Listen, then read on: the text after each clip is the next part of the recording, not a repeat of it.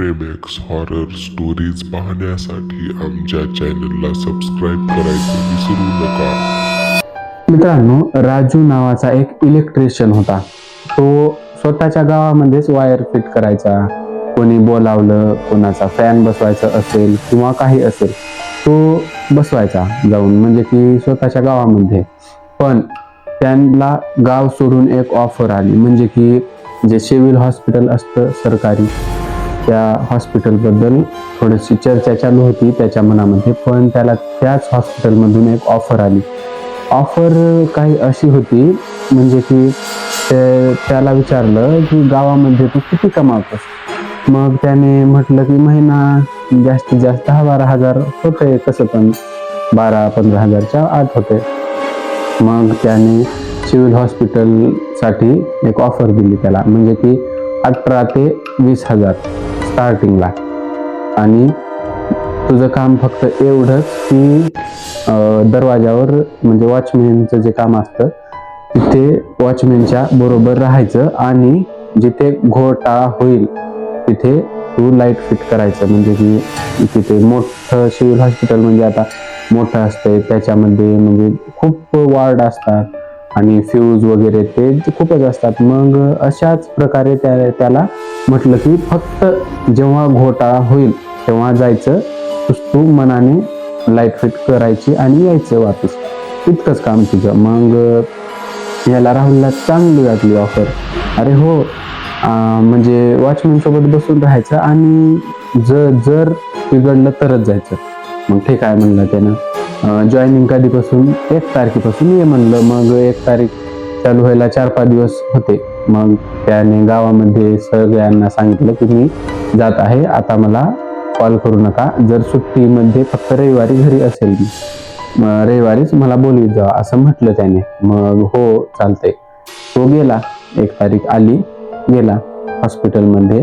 आता सगळीकडे नवीन दिवस. पण आता गोष्टीमध्ये ट्विस्ट हिता आला.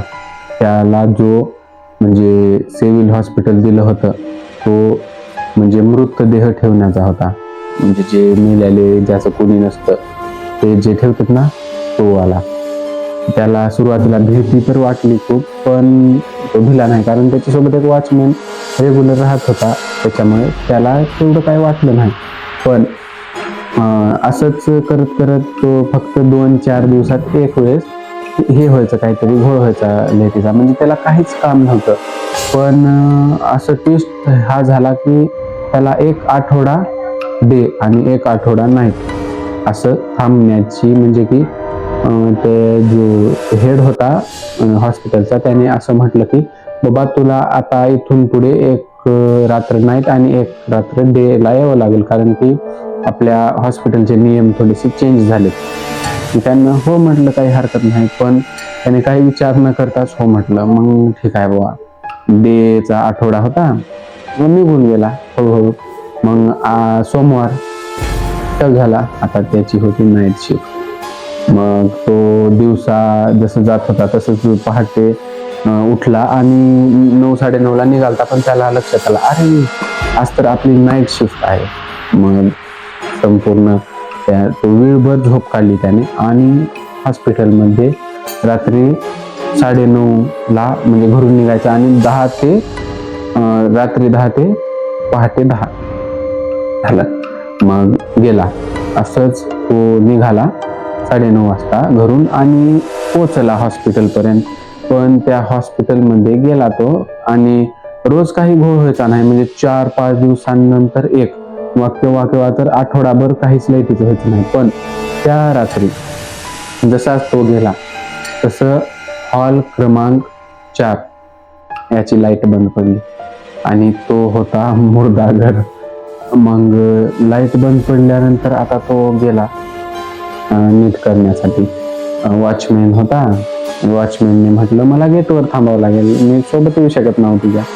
असं म्हटल्यानंतर राहुलला थोडंसं घाम राहुलचा, आणि राहुलला असं वाटलं, अरे बापरे, आता मला एकट्यालाच जावं लागेल, कारण की लाईट फिट करायचं तर माझं काम आहे आणि ह्या वॉचमॅनचं काम तर तो करतोय. ठीक आहे बुवा, जातो.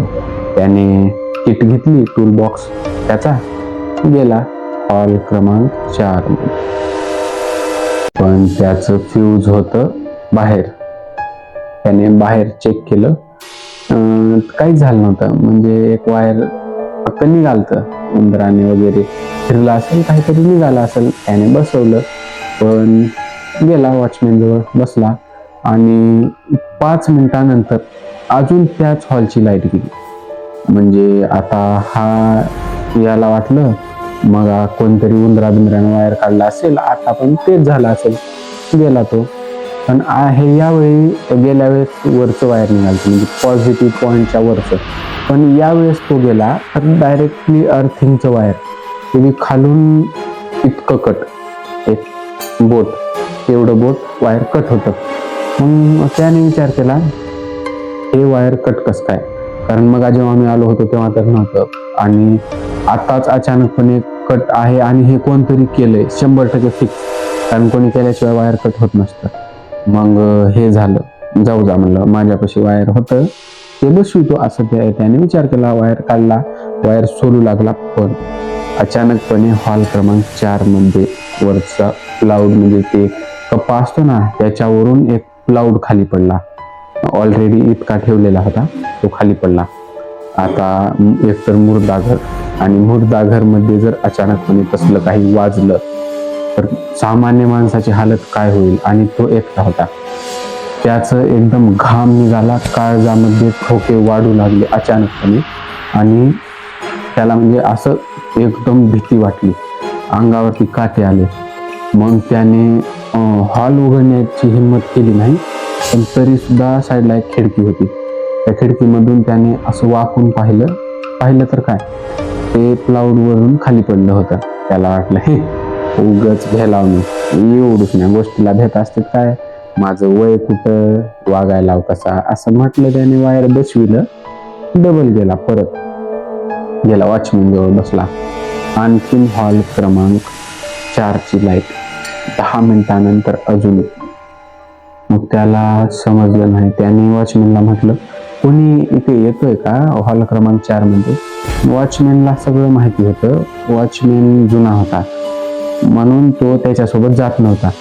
पण वॉचमॅनला सगळं माहिती होतं. वॉचमॅन गप्प बसला, वॉचमॅन काही बोलला नाही. तो गेला, कारण की नाईट शिफ्टचा वॉचमॅन वेगळा होता आणि डेचा वेगळा होता रेग्युलरली. मग तो गेला. राहुल अजून एकदा गेला.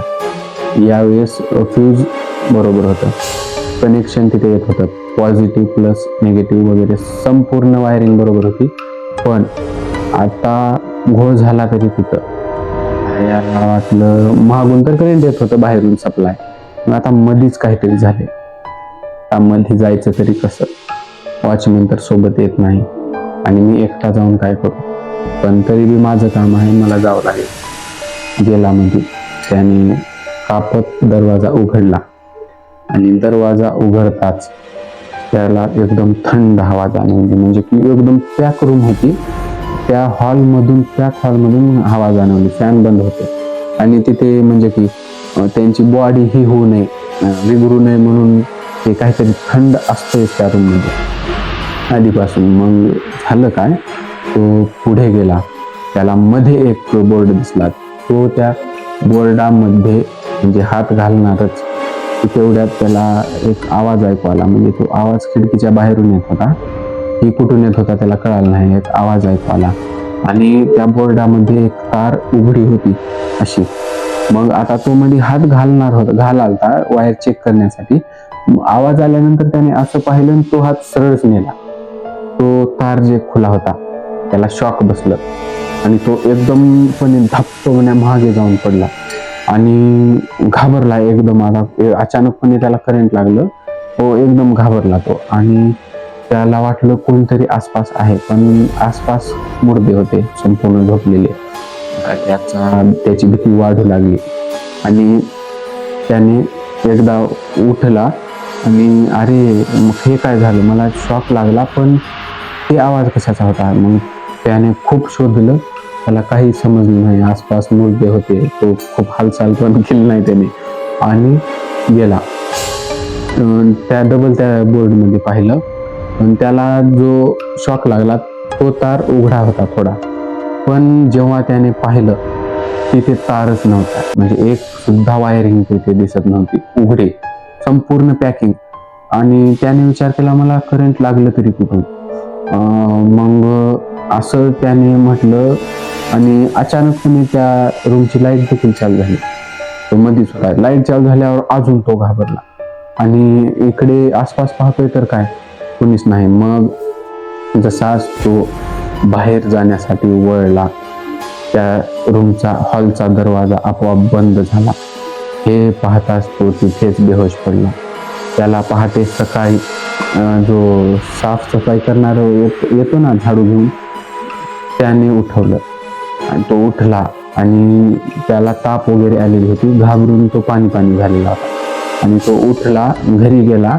त्याने तिथेच नोकरीला रिझाईन दिली, म्हणजे ते नको मी उद्यापासून कामाला येणार नाही. आणि त्या रात्रीपासून रात्री तर लांबच, त्याने दिवसा सुद्धा त्या हॉस्पिटलकडे वळून सुद्धा पाहिलं नाही. आणि आता सध्या तो त्याच्या गावातच लाईट फिटिंगचं काम करतोय. असं कुठे बाहेर जातच नाही. बाहेर म्हणजे गाव सोडून बाहेरल्या वाल्याने जरी बोलविलं तरी तो जात नाही, कारण की त्याची अवस्था त्या रात्री खूप भयानक झालेली होती. आणि ही स्टोरी इथपर्यंतच होती. आपण इथे स्टोरी संपूया. स्टोरी आवडली असेल तर स्टोरीला लाईक करा आणि चॅनलला सबस्क्राईब करायचं विसरू नका. आणि जर तुमच्याकडे देखील असली स्टोरी असेल तर मला यूट्यूबच्या बायोमध्ये इंस्टाग्रामची लिंक आहे, तुम्ही डायरेक्टली DM मध्ये सेंड करू शकता. तुमची देखील स्टोरी अपलोड केली जाईल. तोपर्यंत जय हिंद, जय भारत.